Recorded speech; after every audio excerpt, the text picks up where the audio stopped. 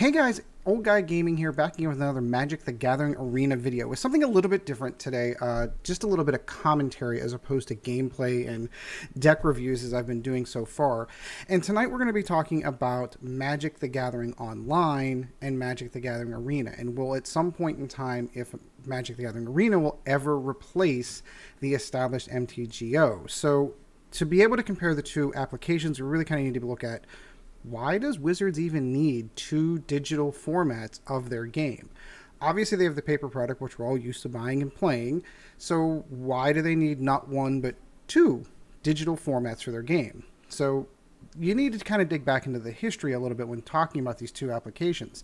First and foremost, when you're looking at MTGO, MTGO was established way back in 2003, back when I was still a young guy. And it has been around for 15 years. And it has a long established history, a long-established economy. You have players that have been on there for a decade plus, building up their collections and playing their games. So why was Arena even needed in the first place if they already had a well-established, halfway decent UI'd game to replicate their game in tournament play in digital format? Why do you even need it? Well, the short answer to that question is Hearthstone and other trading card games like Hearthstone that are streaming all over the world. People are streaming a ton of Hearthstone. And don't get me wrong, it's a Blizzard's property, so it's a fantastic game if you ever had the opportunity to play it. And it's taking away some of the market share from Magic players. There are plenty of players who walked away from the game of Magic. It got too costly, it got a bit too much, they got a little sick of the meta, they got a little sick of control decks or burn decks or whatever it was that Wizards did to them that set, or this is the worst set that was ever put out, I'm never playing this game again, I'm going to go play Hearthstone. So they had another alternative to go and play other than Magic. And basically MTGO is a complete replication of the game in a digital format. So if you're losing players to Magic, you're also losing your MTGO players. As it stands right now, players who moved over to Hearthstone started streaming. And I know us old guys, it's kind of hard for us to kind of get our heads wrapped around this idea, but streaming games, doing YouTube channels, deck strategies, things like that, that is where games are going in general. Traditional tabletop games, I know that D&D 5th edition is showing up a new revival with a new edition. I myself own the books, they're sitting right over there. But for the most part, your traditional tabletop games are really on a decline because the younger audiences. I have count them four children, and they're more interested in playing video games with their friends online, and not so much the whole idea of going to a game store on a Friday night to play Magic or whatever else is doing. Their world lives in a digital world online where all their friends can play. They can get on their headsets and talk to their buddies and play games. That's where the world's going. I know that's super difficult for me to accept and a lot of other traditional gamers to accept, but that's where it is. This is also a reason why gaming itself has become cool. Back when I was a kid in nerd culture and playing Doom on an old, what was it?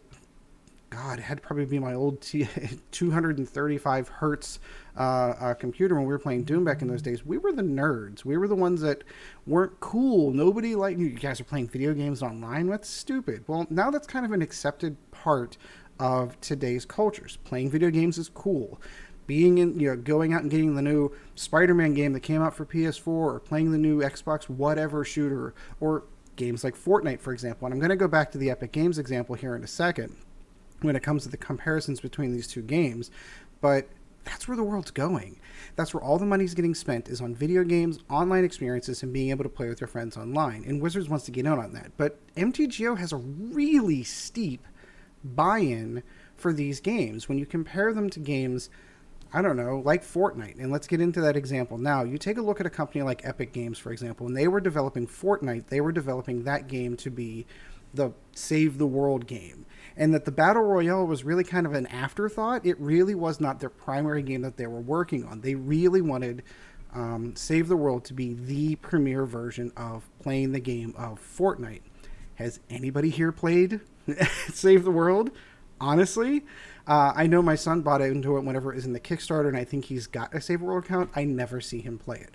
What I do see is my four kids playing the free-to-play version of Fortnite and winning and going out and getting the skins that they want to get through microtransactions. That's the world that we live in. That's where games go. If you have a game on your phone, they're all free to play for the most part. The developers get you by through the microtransactions of spending small amounts of money here and there where you're not going to notice it to be able to play the games that you want to play. When we look at Magic the Gathering Online, it has two fundamental problems, I think, in the modern video game world. I know we all kind of want to tie this game into the paper game that we know and love, and I completely agree with all of you. I'm old. As far as I'm concerned, it's just another avenue to play the game that I love. However, when you're looking at the younger crowds, the 30s and unders, the 25 and unders, the kids, they see it as a video game, and they want their games to be free to download, and if they want to spend money onto it, put money into it through microtransactions. MTGO isn't it? I know that they have done some advances in the UI. I know when I walked away from MTGO Online, which was a decade ago, easily, the UI was old and clunky, and yet had the art of the cards on them. And yes, the mechanics were all correct, but it felt so just unnatural. It just wasn't. It wasn't a perfect translation to the game. I know they've made some improvements. I've seen some recent videos of what MTG Online looks like now as compared to when I was playing way back when. It looked like a Windows 95 game in an XP world. And even the videos that I've seen recently, the graphics and the UI, the interface has not improved. It's just not sexy to the kids. When you sit down and look at that, it looks like a dry, drab, nothing exciting to it game. And then you get into the economy of it. First of all, it costs you $10 to create an account on Magic Online. Okay, so paying $10 for a game that's not outside the realm of possibilities. If you go out and get the new Madden, you go out and get the new NHL, you go out and get this new game, you go to GameStop, paying $10 for a game isn't outside of the realm of possibilities. But kids these days are more used to the idea that that's it. That's all they're going to pay. Unless they're getting stuff through microtransactions, the skins, all the fun stuff. That's not how MTGO is.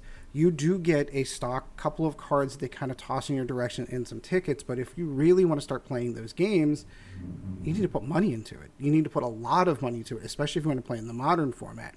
Now, I'm not going to knock if you're just strictly a Magic player and you're looking at the differences between Magic Online and Magic Arena. Why would you want to switch over to Arena, especially if you've put a ton of money into MTGO? MTGO, for all intents and purposes, is Magic digitally remastered. Any format you can think of, absolutely any format. If you want to play Commander, if you want to play Commander 1-on-1, if you want to play the Pauper format, a format that developed on MTGO to help those other players who didn't have a ton of money to toss into those cards, you can do it. If you want to play Modern, Legacy, Vintage, they're all there. All the cards, the entire library of Magic over the last 25 years is available on MTGO. So you can absolutely do that. But it's at a cost. So I was looking at a couple of different videos when I was researching to do this particular video, and I started looking at some of the advantages and the pros and cons of the two between MTGO and Arena. And one of the huge pluses, of course, is all of those formats are available to Magic players. None of those formats are available. Like, basically, Magic Arena is standard play only. They have a couple of off events. They'll do drafting. They'll draft this set. They'll draft that set. They'll have a singleton event. They've done Pauper. They did the Momor Vig event, which was kind of cool. But as for all intents and purposes, you're really kind of limited on the amount of, the number of cards that are in the set. I came into the game whenever they were in their closed beta, and they had the Amonkhet block and the Kaladesh block in there. So you had cards, and those cards are still programmed into Arena. They're just not available now. But that was it. That was really the limit of the library that you had of cards to choose from, and their formats are really, really limited. Whereas in MTGO, every card's available. Every single card's available, and it's available for a price. If you want to go ahead and, I think a ticket basically comes out to $1 in comparison. So one ticket equals $1, but you start realizing, and you can get a ton of cards, half a cent here, 2 cents there, 4 cents there. You can build a whole bunch of common and uncommon card decks. Jank rares. I mean, you can spend very, very little money on it and build up some halfway decent decks. Play all of those cool formats that you really want to play. If you're not really into Standard and you want to go back to Modern, you can do it.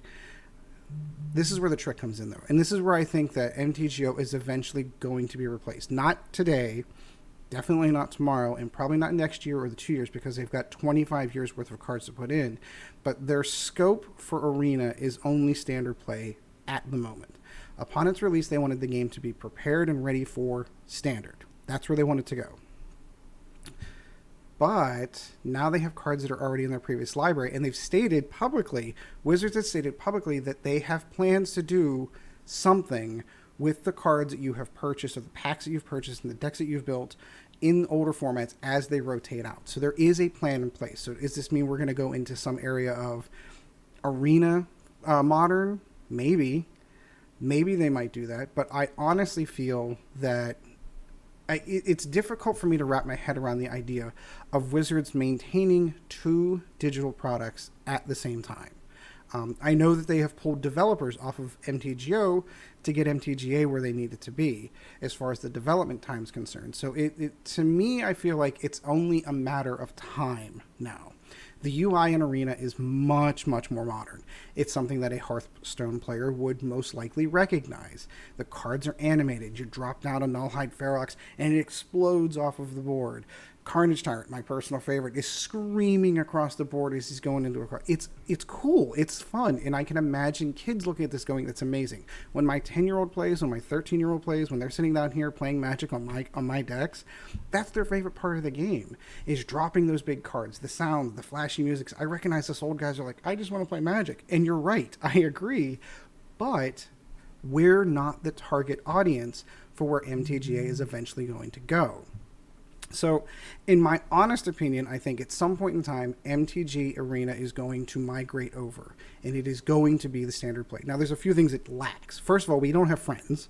I can't play with my buddies online. Not yet. Anyway, that is something that is coming. We don't have tournaments. We don't have league play.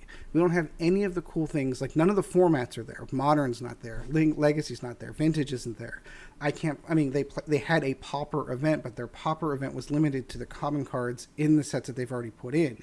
So I'm not saying that they don't have a lot of work to do to get it there. We're probably not looking to see that change happen for another 3 years, maybe more, probably closer to 4 before they're able to get all of the sets of Vintage and all of those older sets into the game of Arena and migrate those over. And the second problem that they're going to have is they have people that have put a ton of money into MTGO. What do you do with those players? Do you just sit down and turn the servers off one day and say, sorry guys, your cards aren't worth anything? The PR nightmare on that would be enormous. You have people walking away from Wizards out of spite, not because they don't like playing Magic, just because you guys stole money from me. So I can imagine a future, 3 to 4 years from now, where Wizards comes out with an announcement. Magic the Gathering Online will no longer be supported after X block. For those MTGO players that want to migrate over to Arena, which is now up to, let's say they take it all the way back to 8th edition to satisfy the modern players. MTGA has been updated to 8th edition. If you want, you can migrate your account from one over to the other at 0 cost. That's how they're going to have to do it. They would have to be able to look the entire library of those folks and be able to migrate it over to the MTGA servers. Now, the trick, of course, is there's no economy. So they're still losing money. So I'm not entirely certain how Wizards is going to come up. I'm sure whatever they do, it's not going to satisfy every player. It's not entirely possible. But I honestly, genuinely believe that MTGA is where Magic is going in the future. The paper sales are still good. It's still a great game. But for those younger audiences, they want to play games on the computer. They want to sit down and click cards and make funny noises and weird flashy sounds as the game plays. And I really feel that that's where the game's going to go. Trying to think if there's any other points I wanted to top off on that one. Mostly the fact that MTJ is still growing. We are still technically in the open beta, so it's not a finished product yet. But just from the time period that I've been playing, they've made massive improvements. And I really enjoy the game. It has made me play more Magic than I have ever played in the last 5 years. Easy. Absolutely. Because, all right, so to get a little bit into my personal life, of course, I'm married. I have 4 kids. Friday night is not the best night for me to go out and play games, let alone play Magic. I don't make it to a ton of the pre-releases because they start at noon because I have kids and I've got to get up in the morning. So MTGO was always something that it was really difficult for me to get into because I couldn't see spending money on digital cards. MTGA is a free-to-play arena. Now, granted, it's it's building up slowly. And if you guys are watching my videos, you're able to see that I'm still working on going through the starter decks and doing my dailies. I now have 2 what I would consider semi-competitive decks, tier 1, tier 1.5 decks that I'm kind of working on. It's taken me a couple of weeks to get there. You get me 4 months from now, and I've got a stack of wild cards that I'm not using, I can build any deck I want. So while it is a slow burn to get there, eventually I'm going to get to where I want to be, and I can build any deck I want. Try it out at MTG Arena. If it works, take it to my local game store and play there. So in the end, if I were to try to do that in MTGO, by the way, I'm spending money. And that does not go over well with family budgets when you're trying to say, yeah, I want to spend money on digital cards. I have enough trouble justifying the cost on the ones for the real cards, let alone adding that in addition to it. So, and it's also evident, and that's something else I just really kicked into my head, was that there's also a push from Wizards to MTGA. And I don't ever recall seeing a push like that with MTGO. So for example, if you participate in the Guilds of Ravnica event, you got a product code that you could participate in a similar release event on MTG Arena. When I bought the Planeswalker decks, I got not 1 but 2 codes that I can replicate those decks that I spent in MTG Arena. You have codes and get packs of Guilds of Ravnica, where if you take 1 code, and you can get free packs in MTGA. Now, personally myself, I don't think they went far enough on that one. I really feel like if they really wanted to go, and I think this is just a test bed, I can envision a world where you buy a booster box from Wizards, and inside it is a card that says, here's your booster box code. Go get 36 packs in MTG Arena since you already bought them. And that's really where I feel they're going. They're doing this testbed stuff where they're putting codes inside of Planeswalker decks. I can see codes inside of deck builders toolkits or codes inside of bundles. I mean, it's nothing for them to print out that code and put them into that format.